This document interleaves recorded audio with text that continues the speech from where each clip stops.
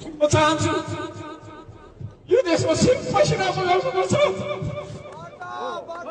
पसिनाको क्रान्ति गर्नुपर्छ र हामीले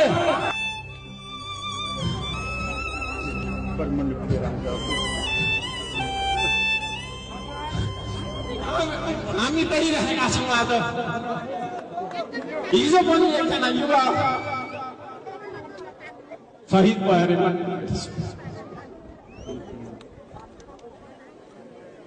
हामी किन शहीद बन्नु परेको छ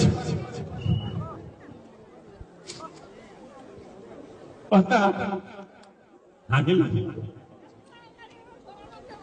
कहिले पनि हामीले पसिना बगाउन सकेनौँ। म चाहन्छु देशमा देशमा सिर्फ पसिना बगाउनुपर्छ, पसिनाको क्रान्ति गर्नुपर्छ र हामीले